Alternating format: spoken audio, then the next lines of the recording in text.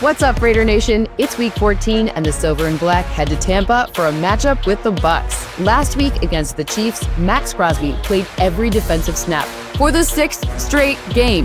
That extends his streak to 387 consecutive snaps, the longest since Next Gen Stats started tracking. He is now responsible for 3 of the 4 longest defensive snap streaks since 2016. Crosby's 14 run stuffs are 2 more than any other edge rusher in the league, and he's created the 8th most pressures this season with 46, all the while being double-teamed 41 times, which is 8 more than the next closest edge defender. I bring up the double teams because they help create even more opportunities for his teammates, and K'Lavon Chaisson stepped up with a career-high 8 pressures, 3 of which coming under 2.5 seconds, along with 1.5 sacks on just 19 pass rushes last week, which equates to a whopping 42.1% pressure rate on Patrick Mahomes. On offense, Aiden O'Connell had a career-high 340 yards with 2 TDs last week.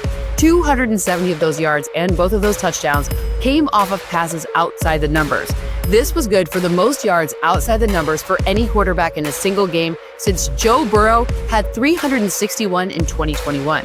O'Connell also connected for 163 yards on deep passes, which Next Gen Stats defines as ones traveling at least 20 air yards.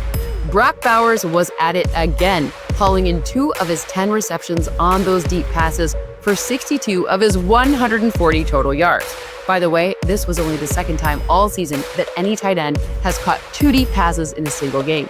Bowers now leads all tight ends in receptions, yards, and touchdowns this season on deep passes. In fact, he's the only tight end to have earned more than 85 yards on such passes. Scouting Tampa Bay's defense from last week's overtime win over the Panthers shows that they were very generous to Bryce Young when playing zone defense. Young was 23 of 32 for a season-high 242 yards against the Bucs zone, versus just 3 of 14 for 56 yards against man. Young used passes of under 10 air yards to drive much of his success, going 21 of 25 for 185 yards on them. This week, I am looking for the offense to use the blueprint laid out for them by the Panthers and exploit the Bucs' zone defense through the air. While shorter passes work for Carolina, it makes more sense to mix it up with short and downfield looks to take advantage of the mismatches that work in favor of Brock Bowers and Jacoby Myers.